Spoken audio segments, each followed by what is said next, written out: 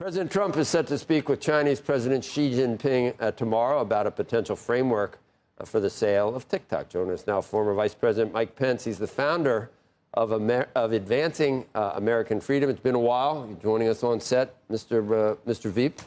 It's good to have you here. Thanks, guys. Thanks for having me back. We'll get this on, covering like it's S&P. Usually it's me in a chart. It's you on a chart. All right. Well, we've got a living, breathing vice president here, which is good. So we will get into some other things eventually. But off camera, you were just talking about you've met President Xi, spent some time with him. I was kidding. I said, have you looked into his eyes and seen his soul? And referencing, I guess that was W talking about Putin. It was. If you recall.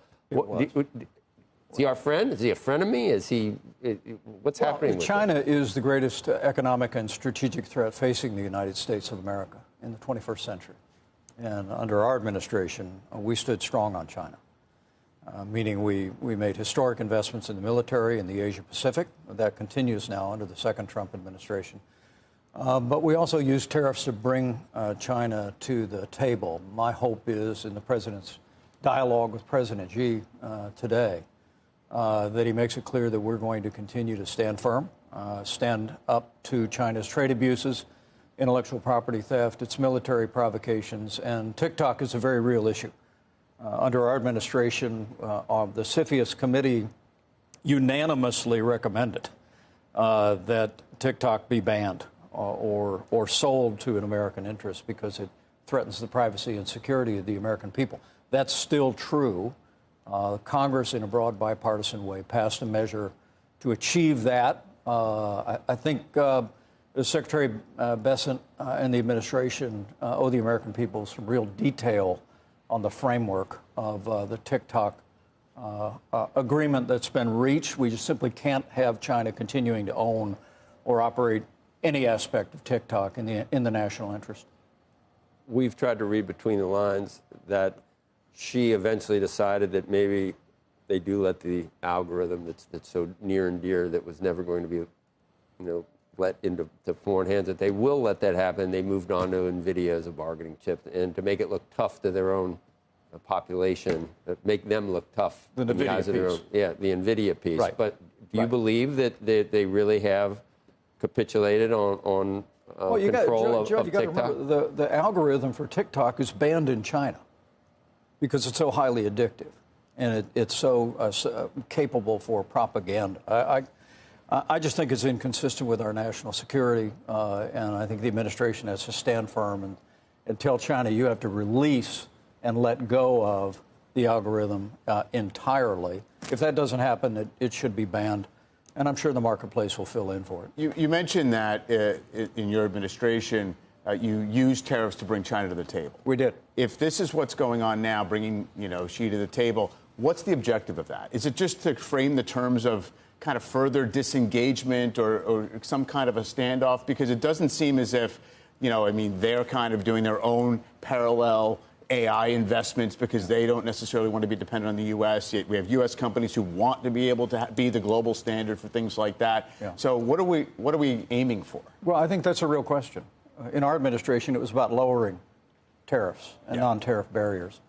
This administration seems to be pursuing an industrial policy that includes permanent, across-the-board tariffs on friend and foe alike, which I believe is inconsistent with pro-growth policies in the United States. And we've been challenging it, and now it's before the Supreme Court.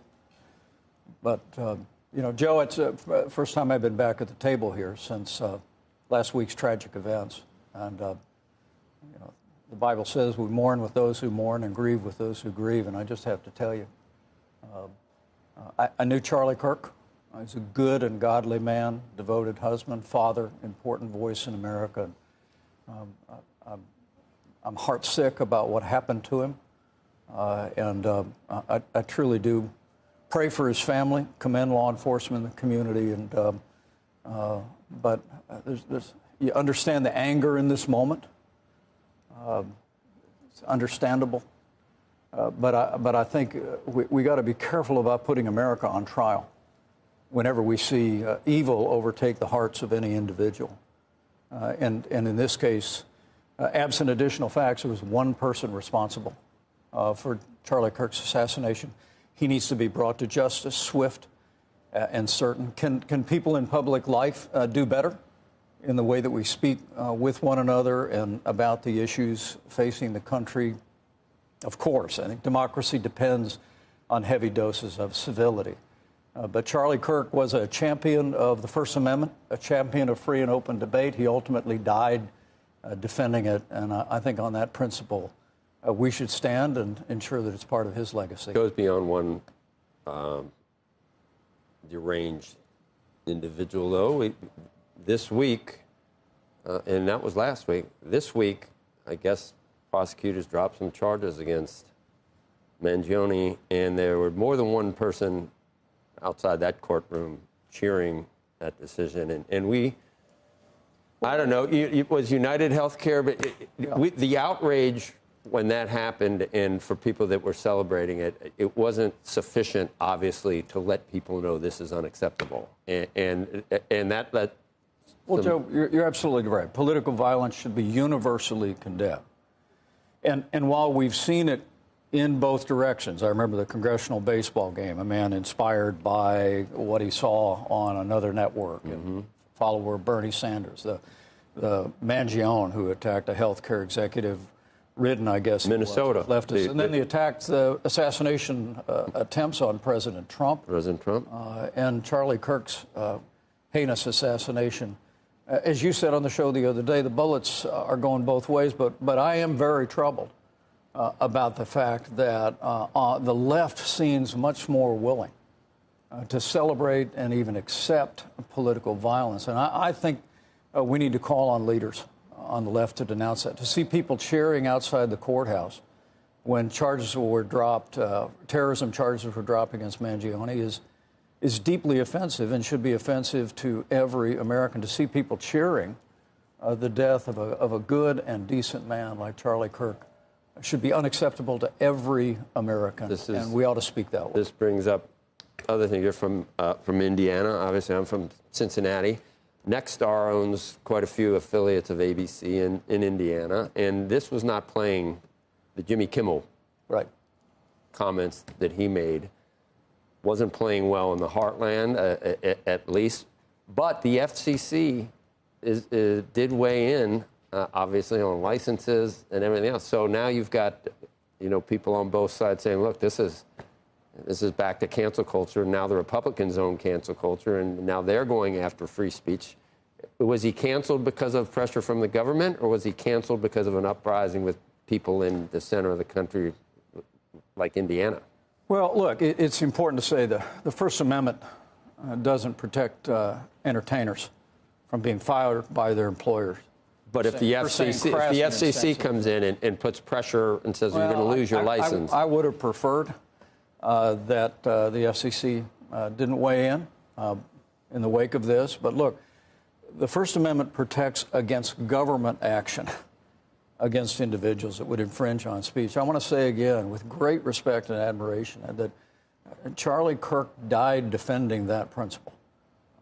But that doesn't mean people shouldn't be held accountable for absurd and things that they say or the way they demean or celebrate violence against our fellow countrymen. And Jimmy Kimmel said an awful lot of negative things about me, an awful lot of untrue things about me. But I think it's clear to me, his employers saw that he crossed a line by demeaning this true national tragedy, and he answered for it. And that's how the private marketplace works. Well, I mean, you can certainly condemn individuals who are celebrating such a thing as the murder of somebody, but that doesn't mean you have to perceive that there's a network, an organized movement that's behind it. I mean, there are individuals who say objectionable things all the time, but now we have the government trying to form some kind of approach, it seems, to go after what they're characterizing as some kind of network that's fomenting this type of activity. I mean, it's just difficult to see that not being, the government infringing on some kind of speech or using it as a pretext Mike, for something else. Mike, I think it's the right question. But look, I remember all those riots in the summer of 2020 in the wake of George Floyd's murder. They're mostly peaceful ones. Sure. But No, it was in about 50 cities. No, when it was called mostly peaceful by the correspondent burning out business. You know how many people got arrested? But in those situations, Mike, people got arrested. I am telling you that in those riots, there were supplies that were delivered that we never got the right answer to. Who was delivering bricks to be thrown through the windows of storekeepers in Minnesota? Who was delivering the crowbars and hatchets that people use? So I think those are very legitimate. If there are organizations, interests, or resources that are supporting anarchy in this country, I think they need to answer for that. But I take your point. I really do believe that we should follow the facts. And I think we need to resist putting America on trial every time evil claims the heart of someone and they do violence against one of our countrymen. And I think now is the time for us to look inward. I think we ought to recognize we don't have a political problem in this country. We have a moral problem in this country. And we ought to turn our hearts back to God, and this coming weekend, every American ought to be praying for that precious family. NVIDIA investing did you see this? No. NVIDIA Intel to jointly develop multi-generation, of custom data centers. NVIDIA will invest $5 billion into Intel at $23.28 a share. Will focus on seamlessly connecting architectures using NVIDIA NVLink. I'm glad Intel can still provide some, after we gave them all that money. I was going to ask you about that, Mike. Were you for the CHIPS Act? You think that was good? And you mentioned the tariff regimen might not be your cup of tea. What about, the way I justify it, we were given these grants under this CHIPS Act, which dictated union wages and child care and DEI and all this stuff, everything that was wrong with the Biden administration. Is it okay to get a 10% stake, or is that industrial policy for this administration? State ownership of business is very common in China. This is passive, but this is passive. In Russia? Yeah. Taking a percentage of the sales of NVIDIA, a percentage of the stock. You don't like any of it? Intel is inconsistent with free market principles, and I think it's taken our country to a very perilous place, and I think we need to resist that very strongly. The Constitution is clear. We have a takings clause. There has to be just compensation. There was nothing in the CHIPS Act that required a percentage of sales. And I really do believe that what's happening with tariffs, what's happening with state ownership of business represents a departure from the free market principles that have been at the heart of the Republican Party. And for the sake of our long-term prosperity, we need to get back to those principles. I mean, when you read that NVIDIA, we know the government is involved with Intel. We know the government's involved with NVIDIA. Was the government, are there some tacitly, if not actively, fingerprints here? Intel has been anointed as an indispensable domestic producer domestically. Security. It's going to be the instrument under which we try to get $5 billion to NVIDIA is, they got it under the couch cushions. I'm sure there's something useful that they're going to do in tandem, and it probably helps to just keep diversifying your partners if you're NVIDIA. So maybe it works all around. Jensen's over there. The problem you got, guys, when the government takes a stake, and you've seen this in socialist countries everywhere. Right. There are companies that are too big to fail. They're propped up. And the rest of the businesses are too small to care about.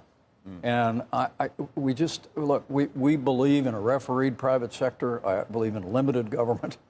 And I think I would urge a caution on the move into state ownership of business, however well-intentioned. And Joe, I know the president better. When's the last time you spoke to President Trump, Mike? I think having people around him that remind him what will sustain long-term growth. Do you speak to him? That's not state-owned businesses. Do you speak to him? When's the last time you spoke to him? You could tell me. We spoke right after the first of the year.